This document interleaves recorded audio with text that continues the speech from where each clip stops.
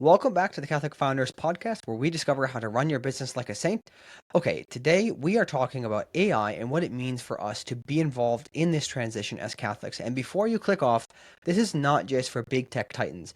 We talk a lot about the way small mom and pop businesses can and should be thinking about AI as well. Our guest is Dominik Tarolli, the founder of DOMINUS Lab, an initiative aimed at building 1,000 Christian AI startups to counter the secular AI world. And the way it's structured is as a nonprofit. He's just helping people basically do what Y Combinator does, but for free, and getting people through these courses, to helping them, give them all the resources, lists of investors, and just really send them on their way, because this is a mission. We all need to pick up our stone and help rebuild this wall. At the end of the day, the reason this matters so much is that the LLMs being created right now are going to have a huge impact on our worldview. And that's why we need them to be formed in and crafted in truth, not in a secular worldview, which is what the current LLMs that we all use are being built in. So, one quick announcement before we start as well. I will be speaking at Dominus Lab's next event on July 1st, so check that out. It's in the description for the link and registration and everything. We hope to see you there. And then one last thing before we get to the show is, if you have not already, check out the Saintly CEO, our free weekly newsletter that will help you learn how to run your business like a saint in under 1,000 words. It's completely free, so sign up today. All right, enjoy the episode.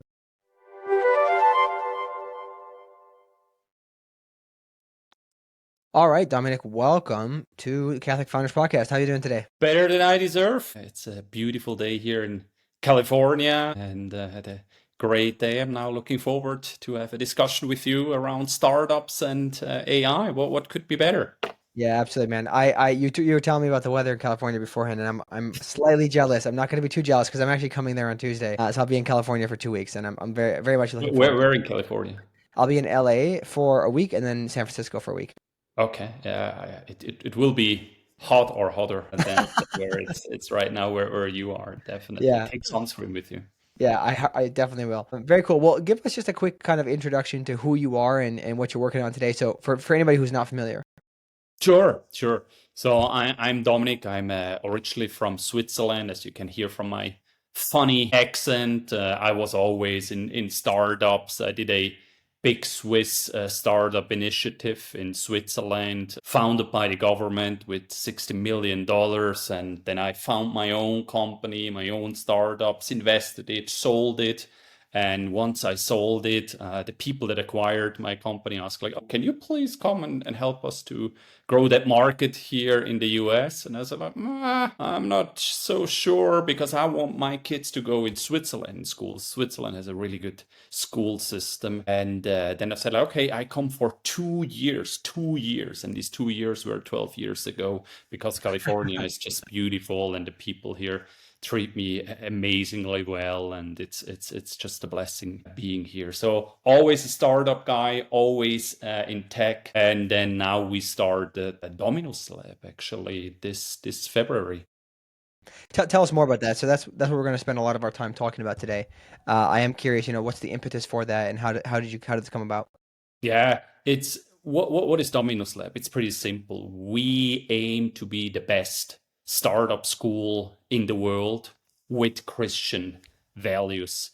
So I'm, like I told you, I was always in tech, and when I saw what was happening with AI and it came up and I saw everything going on, I was like, oh my goodness, what's going on? We need something with Christian values in there. And then we had a small team together and all serial entrepreneurs and some of the best investors in the world.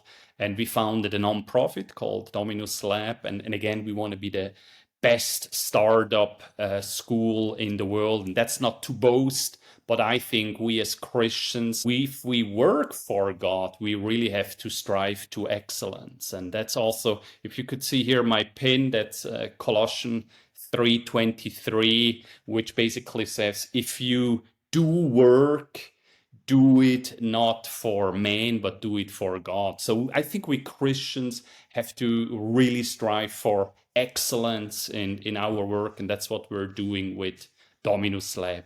How are we doing it? We have a proven 3-step models to take somebody who just has an idea to really go into market and get funded from investors.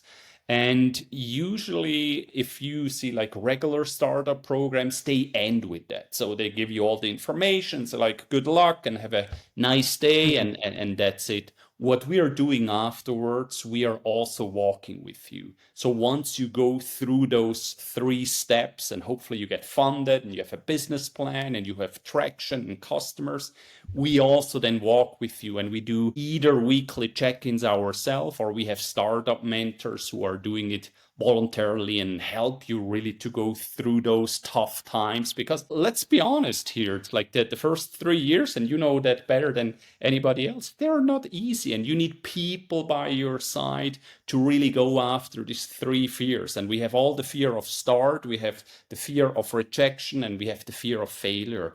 And you need somebody at your side who tells like, no, you're good. We all will be good. It's just part of the plan, and let's move now on and do what's really good. So in a nutshell, that's what we're doing with Dominus Lab. We had like an amazing start. So we have advisors, amazing advisors there. Tim Connors, I heard you also Yeah. will do an interview with him, one of the best investors in the world. We have Konrad Humbler, which is one of the best bankers in the world. In the board, we have Tony and Marcus, both serial entrepreneurs, and it's just a blessing doing that. And then with all the community that is already on board, they rave and give us testimonials Mhm. online. So we just started in February, but it's going really, really well. And all honor and glory to God that we are really having this traction, can do Yeah. the Lord's work, and we try to really add that excellency to it. How did that all come together with, getting that great board of advisors and all those incredible individuals working with you? So it's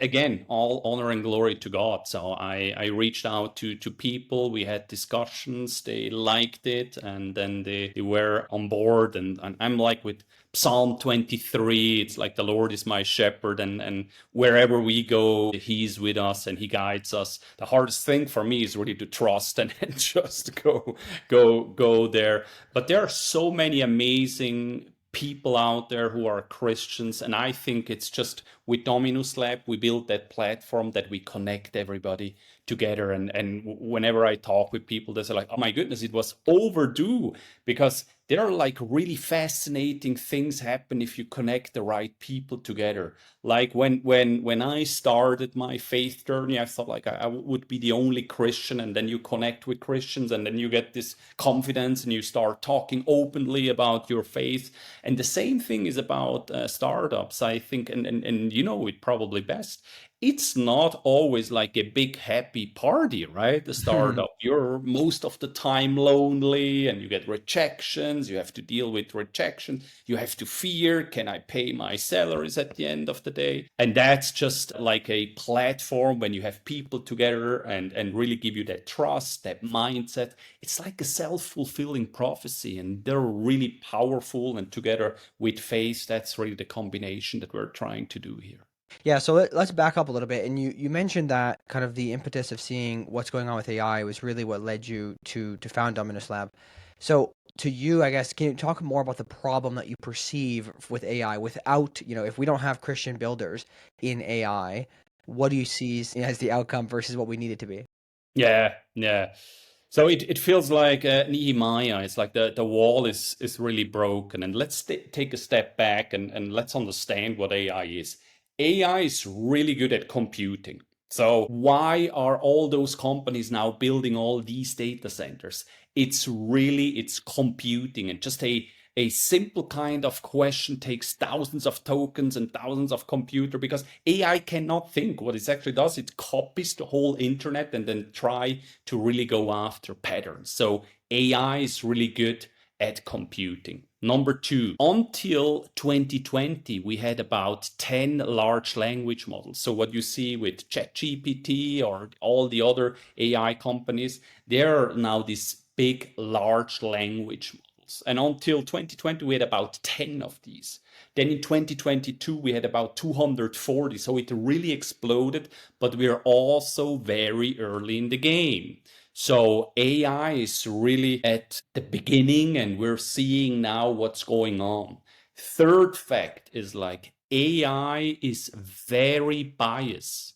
There is no Christian large language model. They're all secular to the left. And don't take it from me, take it from AI Tracker. There is a website out there where you can have a look where all those different large language models are. So the problem is like we're spending more and more time digital, and the systems or the machine or large language models that are producing the content are all secular and biased. And now think about it. If you're just get like all the information from one side, you're moving into one side. And right now we are very early, but think about if AI can start thinking. And it's like this AGI, this singularity, where we have like human like or superhuman kind of capabilities. And then they all have like biased secular content. They basically can rewrite the whole history Hmm. and the whole kind of awareness. And in these days, our attention span is really ruined. So goldfish has an attention span of 9 seconds. Now guess how much is the attention span of humans? I think it's like 6 seconds. 8.25. 8 point. So we are losing against goldfish. Let's that sink in. I mean that's where we are. And even with the early AI, and now think Yeah. about what happens if once we have this singularity or thinking AI. And therefore it's really important, and therefore we built Dominus Lab to create 1,000 Christian AI startup, because like Nehemiah, and the story with Nehemiah, I'm sure you know it. The wall of Jerusalem was broken, and then he just took massive action, took everybody, and stone by stone they rebuilt the wall. Although there were like enemies out there and had to fight, but it was rebuilt. But the thing was like he took the whole community, took stone by stone, and at the end of the day, it was not only a wall, but also the community came together. Yeah, And this that's is what we are building right now with Dominus Lab. We are focused on AI, but everybody's welcome, and everybody belongs to Dominus Lab. Whether you're building an AI startup, whether you're building a bookshop, whether you're building just a platform to sell candles, it doesn't matter. We will walk with you, and we will be there when investors or other startup foundation will say like, no, no, no, no, this is not a VC case. We cannot invest here. We will walk with you. Yeah, this is a really interesting point. I like the story you brought up of the building the wall. Everybody took stone by stone, and they built something. But what I've found has happened a lot recently is as people start to discuss these problems, I get a lot of pushback of, oh, well, that's just not how it works, right? Unfortunately, that's not how reality is, blah, blah, blah. But the reality is that nobody has belief. And if everybody had belief and they started picking up the stone and said, yes, we're going to do this, we Yes. could, right? And this is the whole point that we need to have as Catholics and Christians building in the technology world, building anything. It doesn't have to be technology even, right? Just building businesses that put the human dignity at the center of their work. It is not about just, widening your margins and, firing people just because you can get wider margins. No, it is about the dignity of the work of the human. And I get very frustrated when I see people saying, "Oh, too bad, I can't do it." They throw their hands up and they give up. Yeah, and that's exactly the point. And you had Andreas Whitmer on your podcast, and he's probably one of the best in the world who can really talk about that concept, that human-centered economy and business. And at the end of the day, with AI, and let's go quickly back to AI. The question at the end of the day that nobody wants to talk about it, and most of the people have no clue, is what is the value of a human being, or how do humans become valuable? Because once I have AI and robots that looks like human, then we will have a discussion about what's the real difference and what makes humans valuable. And as a Christian, I believe that we have intrinsic value because we are made in the image of God. And a robot and with AI doesn't have a soul, doesn't have feeling, cannot love, and therefore they always have to serve us. And there, I don't know if you are aware of the law of robotics. There was this book, I, Robots, and there are basically 3 laws. Because right now we have AI Wild West, where it's like everything goes, and you see like there are like law and courts are discussing whether you can copyright or not. But mainly the 3 laws of robotic is Number one, it's always like robots cannot harm humans. That's number one. Number two is like robots have to obey human commands if it's not in conflict with number one. So they cannot be trained to harm humans. And number three, robots have to make sure that they keep in existence or if it's not in conflict with one and two. So it's this beautiful, simple order. So like humans are always on the top. And then number two, your robots or AI have always to obey humans. But they have also to make sure that it's not in conflict with one of the three laws. And that's a simple way how we can lead and really bring our Christian values into this new paradigm, this new frontier, because I'm not sure if everybody understands what is really coming with AI and how everything will change our interaction, our economy, everything will change basically. Yeah, I don't think a lot of people are aware, and I think that it's very difficult because there's this theme in general of builders in a world right now where everything seems to be segmented, right? We Mhm. are used to this idea of separation of church and state, where you kind of bring two personalities with you everywhere you go, and you make certain decisions based off of some things, but you basically forget about your faith at the door. You're leaving your faith at the door, which cannot happen because you are an individual, you are a human who has eternal consequences. And this is something I had struggled with at one point was like trying to bring my faith more into my work Yeah. initially because I was like, I don't know, maybe people will, persecute me for it, or maybe it'll lead to some lost client relationships. But at the end of the day, you cannot look at the world through a lens of falsehood. You have to apply the lens of truth to everything. And this is exactly what we're seeing with the people building the LMs. The reason why they're so secular and just off base is because they're not applying this lens of truth, right? Of the Christian truth that we know to be true, that humans were created in the image of God, and therefore nothing can ever supplant them. And it Yeah. really frustrates me. I think this is probably the reason why Elon Musk originally got frustrated and decided to fund OpenAI was because he wanted to see. He didn't like the idea. I forget, was it Sergey Brin who was saying like, "Oh, we don't need to Species, keep existing." species. Exactly. Yeah. You remember that conversation that they Exactly. had Exactly. where he said like Sergey Brin basically said like, oh, if robots are smarter and better than humans, then they should dominate the world. And Elon Musk was like, no, actually not. Because I love humans. I'm Exactly. pro-human. And then he said like, oh, you're a speciesist. And it's like, oh, I said, "Yep, yes, I am," because we're creating the image of God, right? yeah. And obviously, Elon doesn't exactly look at the world the same way we do, but at the bare minimum, he understands some of these kind of core things. It appears, right? So no, I think it's very fascinating that you're working on this problem, and I applaud you for doing it. And I hope that people listening truly understand this and begin to recognize what it truly means, because you can think, oh, it's not a big deal. It is a big deal, and the small decisions will have very, very big consequences in the long run. So let's shift a little bit to talking about some of these applications. I don't know how I want to dive in here. But let me ask you this. Okay, so if somebody's building something in AI specifically, do you think there are any core principles that they must focus on or kind of apply to their work?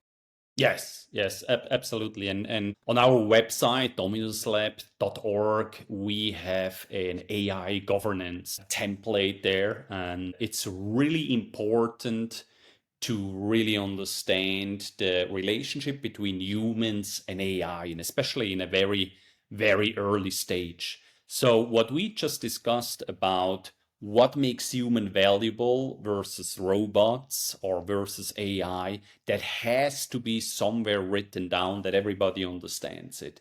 And if that's not the case, then we have the wild, wild west, because then you just lay off people because you want to make money. And we cannot serve two masters. And if somebody's just going after money and money, money, he will just lay off people without any bad feelings. And that's, I think that's not why we're here. Humans are very valuable. Why? Number one, because we are made in the image of God. Number two, we can do stuff that AI cannot do it.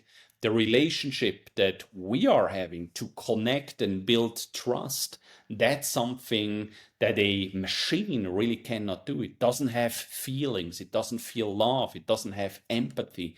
And therefore, it's so important that, and we train that with our founders, that before they start, number one, they have to answer 6 basic questions, and number two, they have to make their own AI governance policy. And it's just 2 pages, very, very simple, but it basically regulates whether humans are on top or technology and money is on top. And it's so important because if you're starting on the wrong track, no matter how fast you're running, you will never arrive there. So we are trying to bring them really on the right track. And then with the grace of God, hopefully they will make a beautiful business and change the life of many.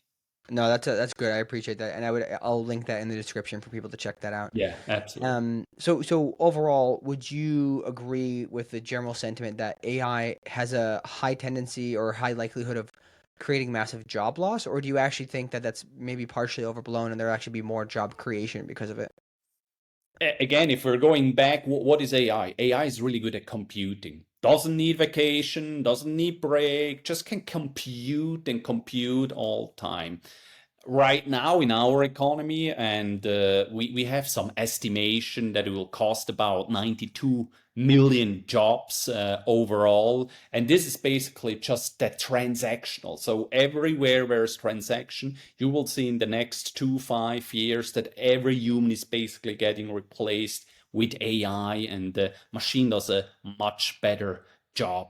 Now, again, let's go back to the question, what makes human valuable? Okay, number one, we are made in the image of God, and we can have personal relationships because our feelings are real and we really can connect with people. And that's where you need more and more people. So I'm very optimistic about the future with AI if we put the right guardrails around it, because it will really highlight our strength, and we can do what's really the nice things in life. So we can connect with people, we can share, we can advise, we can consult, and then we have something on our side called AI that really helps us to compute all the admin stuff or all the content stuff or all the research stuff. If we're doing it right, and there's a high probability that we're doing it right, it will be fantastic, and especially for us Christians. And therefore, I'm so really focused on it to create those 1,000 Christian AI startups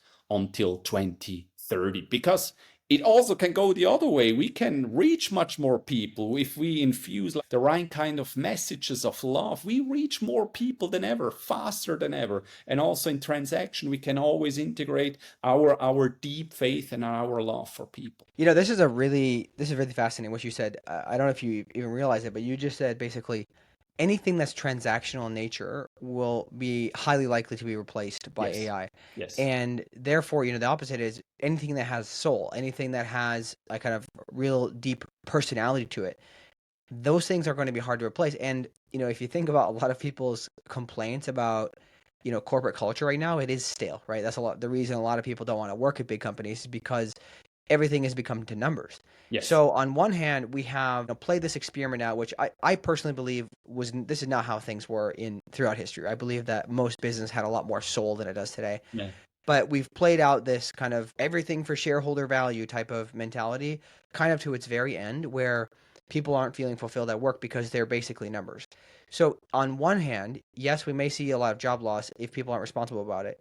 But on the other hand, if we can manage this properly at the other side of this, most of the work we do can be meaningful and soulful. And I would just add one thing that if we can use these tools properly, perhaps we have much better margin businesses anyway, so we don't have to work as hard per se, and we can actually have time with our family, and more people can have businesses. So there's I guess 2 pictures that we have here. That one, if we don't manage it properly, we can have absolute ruin and a very, very terrible outcome. But if we manage it properly, we can actually help humans to flourish.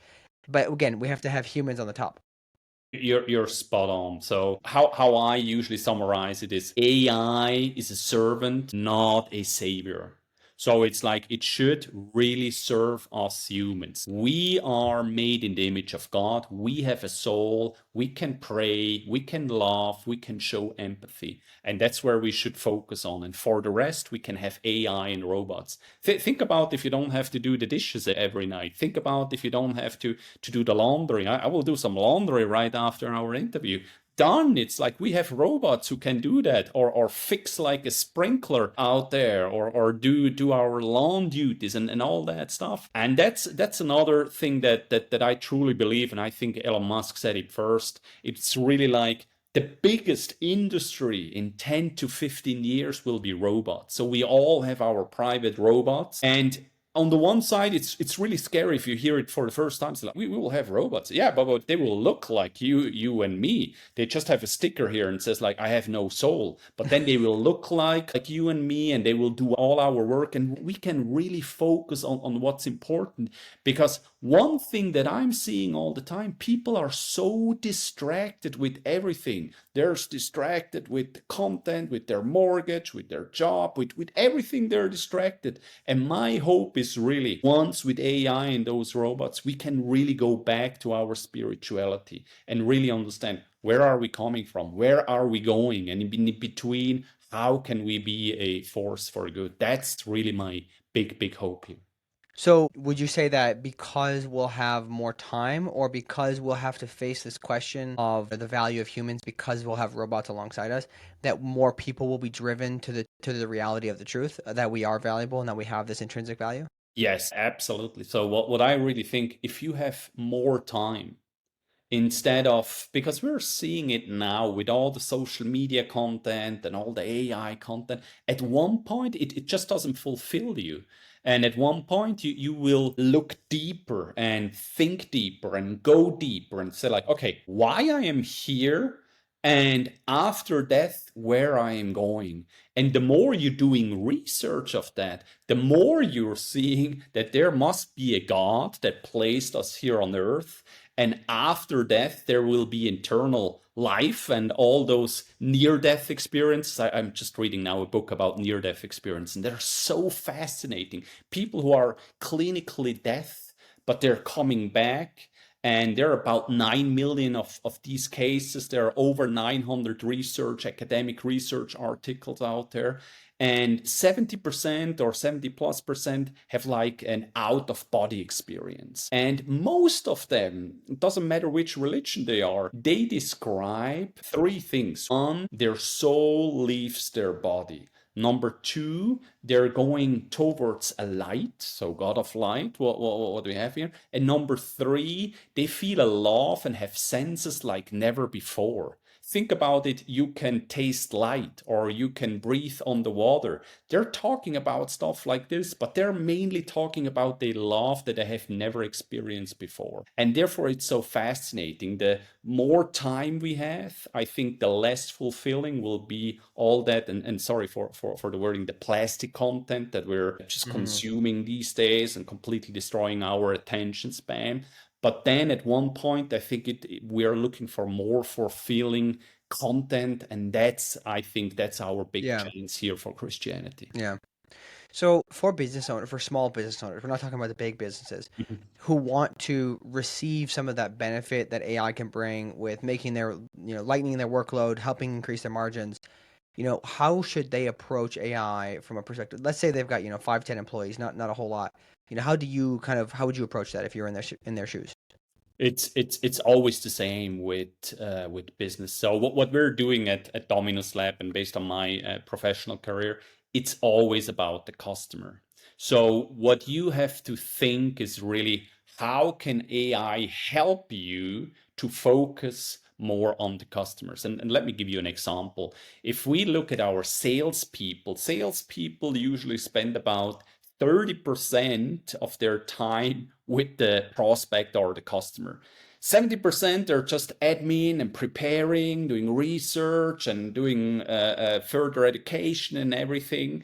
But if I can free up that time and make just the 30% that the sales guy is basically spending with the customers, to let's put it to 50%, I have almost doubled the effectiveness of a sales guy. And you know what happens when sales guys are out there and basically have double effectiveness. It's like your revenue will go up. So how I would approach it and how we are approaching it with our startups, we are basically looking how can we really make our customer interaction more effective with AI. Basically, it's the same thing like we had before. Put the humans in the center and your business will be good. So basically, getting humans to do the most high value items that actually drive revenue, the things that small business owners they're like, man, I just wish I could spend more time selling There instead of you go. fulfilling. Right? There you I'm go. in There you I'm in that boat right now, man. It's always in that. It's just kind And of a so matter of all the easy tasks will be gone. We are basically just doing the hard or the harder tasks. So all yeah the transactional stuff, the easy stuff will be gone. And now let's focus on the harder stuff or the more for fulfilling stuff yeah that is really out there. And I don't know if you're aware of the platform Fiverr. Have you heard about that? It's yeah about you can for $5 you're buying you can buy like services, like they're doing videos or podcast cutting or presentations or whatever. And he came out like a month ago with a very, very good email and said, like, hey, AI is coming for your job. All the easy tasks are gone. Now let's focus where we can add value. And as a business owner, focus on the customers, see how AI can help you with all the rest, and then put more and more efforts into your customers that at the end of the day pays your bills. yeah. And also, when you work on harder problems, it just kind of helps you grow as a human. A lot of people Yeah. don't like to do hard things, but it is like very fulfilling, right? There's a certain fulfillment that comes through doing hard things, and I think that's part of the reason why our society has a lot of depression because we're not doing many hard things, right? We're just kind of doing the basic thing, going Absolutely. home and just scrolling, you know. But And this it's does not lead about the me. hard things, I guess. It's about doing the right things. And usually they're hard or they're harder. And nowadays with that little thingy there, it's like when it's getting hard, it's like boom, you see there's like the phone is up there.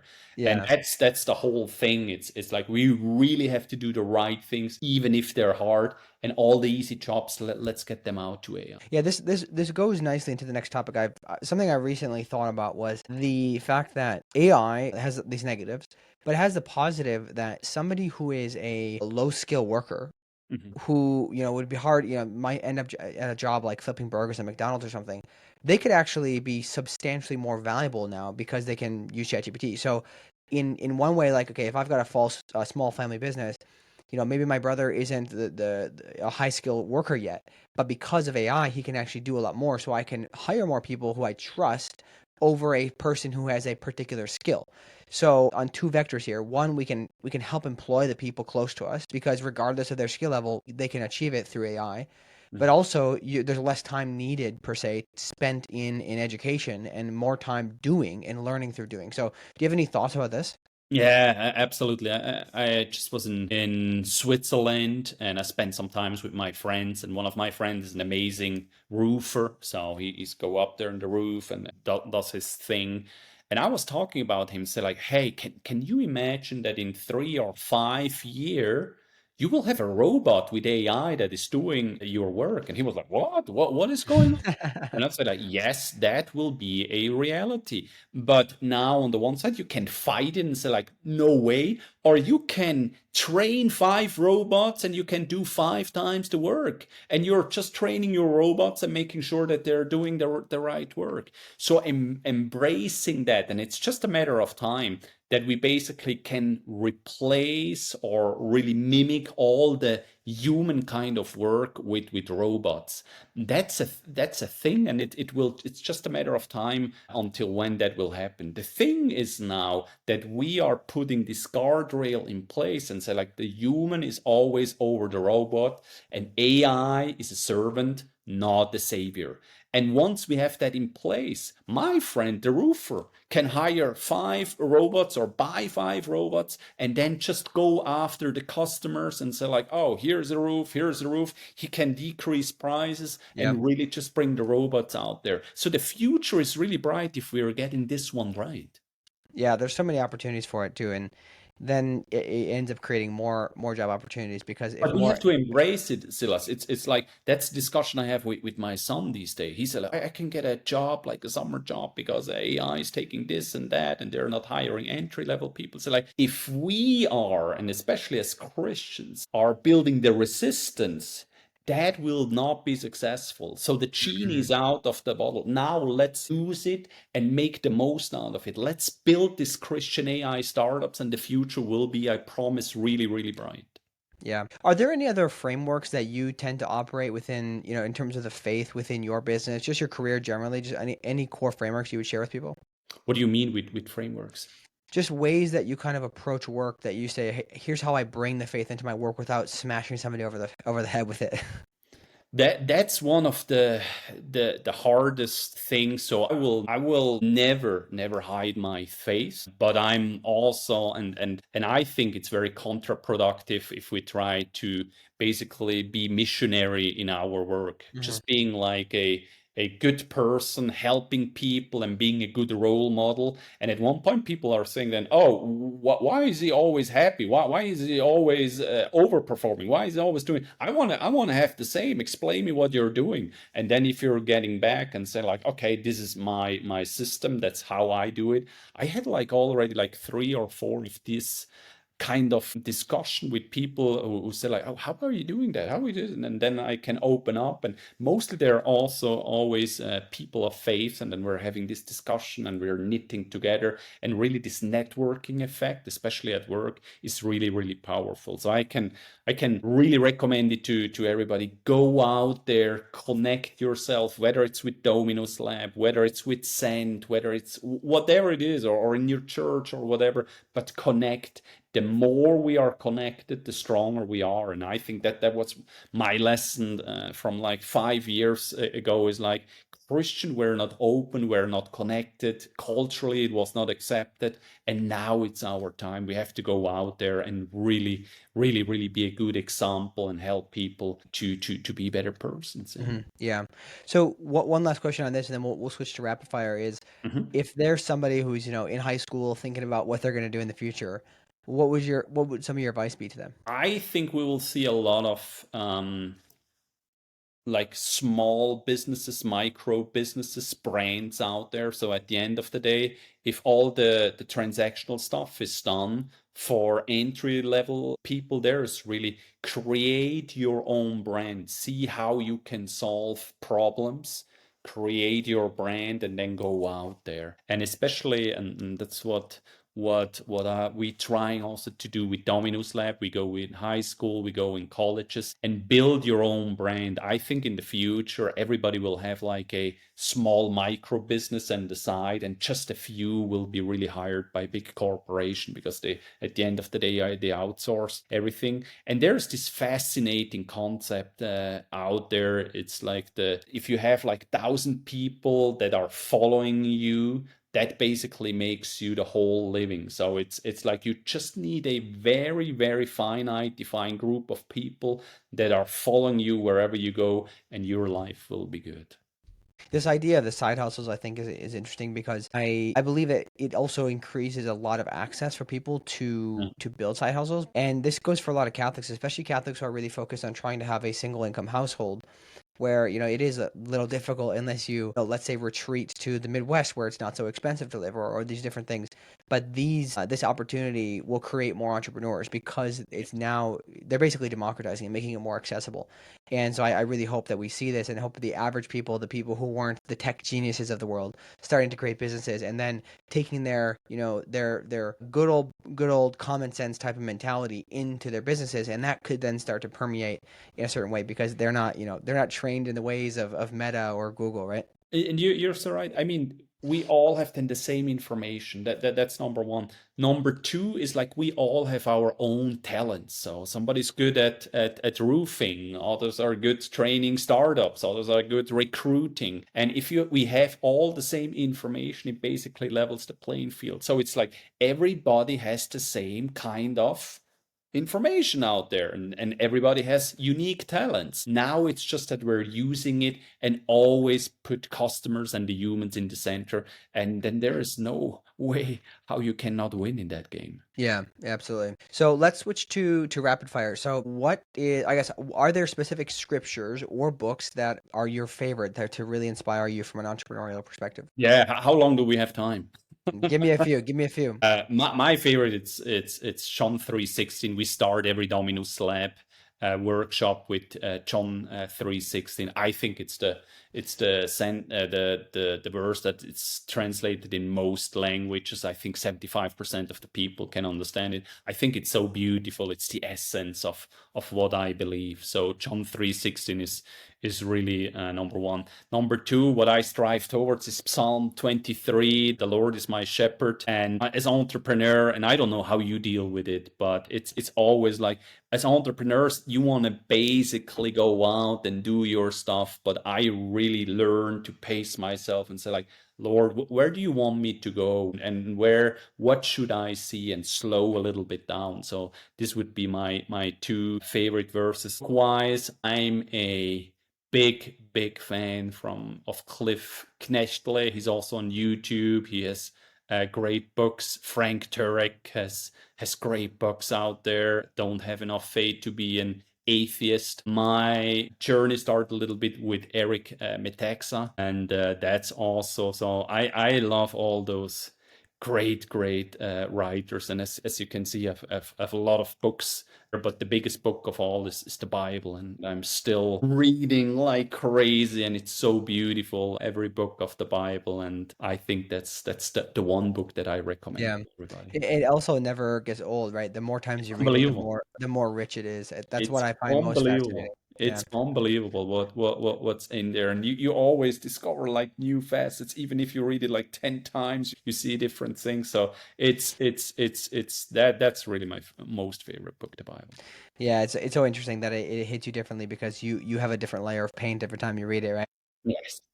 Who is one particular entrepreneur that you really look up to that inspires you and why? Allow me to mention several. I really like Dave Ramsey, and I don't know if you know him. He's his favorite podcasters with Seven Baby Step, and I think one of the most listened podcasts out there. And he beautifully integrates his faith into his business, and even in this secular media world, he really brings it in there, and is super successful. So that's number one. Number two, if we're really honest, and I don't care about politics, but Elon Musk, if you are not saying that he's a genius entrepreneur or innovator, then I think then we're not 100% true. I think he's also coming closer to faith. So one thing that I usually disagree with him is how transactionally he treats humans. So if you're not worth anymore, then I replace you with younger people. That's that side. I don't like him, but I would love that he's genius, that he is really applying it with faith, and unbelievable things can happen. And then one of the, I think, your future podcast guests, Tim Connors. I mean, if you having there, he's such an amazing system thinker, and I think his success, whether it was with Sequoia or now with his own VC firm, is unbelievable. And it's really always a really a pleasure to connect with him, and he's thinking so beautifully and so in systems. So these are some entrepreneurs I really admire. That's amazing. Yeah, that systems thinking piece is something I envy. As Yes. somebody with severe ADHD, I wish I could think in nice formats. Him Tim and will Alex are teach it mostly. to you, believe me. I hope He's so. is Yeah. is unbelievable. I'll have to buy him once I move to Tennessee. I'll probably hopefully see him more, and I'll have to buy him lunch every month. Who are some of your favorite saints and why? The one saint that I really like, can you see that one? That's Judas Thaddeus. So he was one of the apostles, and he probably is the least known of the apostles. And it's a funny story. I won him at the raffle in our church, and I got like a praying book and that statue of him. And I didn't know who that saint was until I looked it up. And then I understood why God gave me Judas Thaddeus. Why? Because he is always on a journey and he was always looking for new things. And God gave me him on my journey, and now I really understand it. And every morning, in my morning prayer, I'm in front of him, and really, he's my companion now on my journey. So that's my favorite saint. That's amazing. Yeah. Having the saints as companions is a severely underrated skill. Something I'm getting better at slowly day by day. And what's one of your favorite devotions, especially from an entrepreneurial perspective, whether it's, a good day or it's a really terrible day, do you have any particular devotion that Yeah, you yeah, purchase? that's also something I learned that from an entrepreneur from that I met at the Send Summit, and he told me that he's praying the Angelus. I hope I pronounced that right. Angelus 3-4 times a day, and whenever I feel frustrated or cannot clear thinkly, I pray the Angelus. And then it's like with new energy and new spirit and new motivation. It's unbelievable. Then another thing, I have the Magnificat. That's a little book about the daily masses. That's something that I read daily in the morning and in the evening. I'm listening to Christian music. Before I came from heavy metal and death metal now to Christian music, which is kind of a change.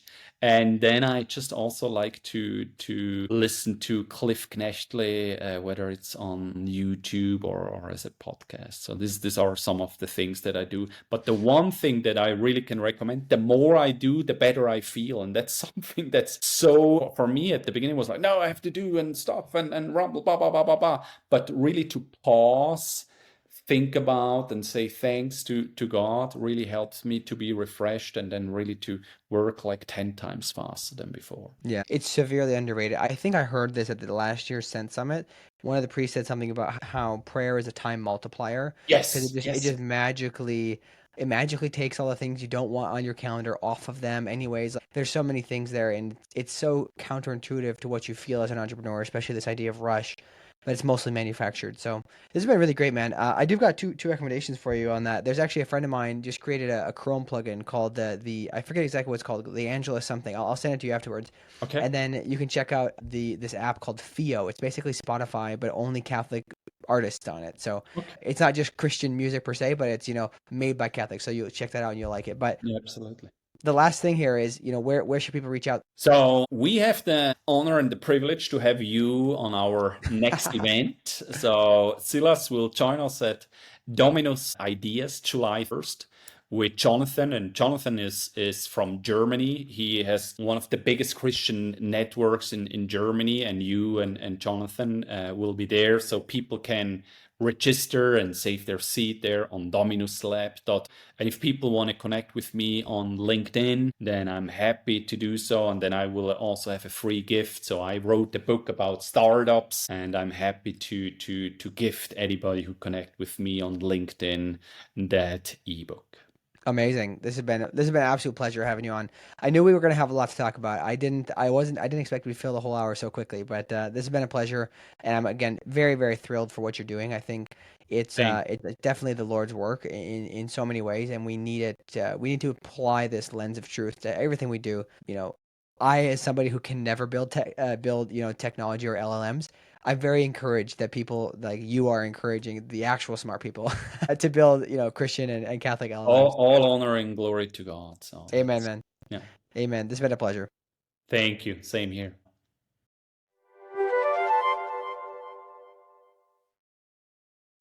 Hey, everybody. Thanks for tuning in today. If you enjoyed this, leave us 5 stars wherever you get your podcasts. And if you have not already, do give us a follow on YouTube as well.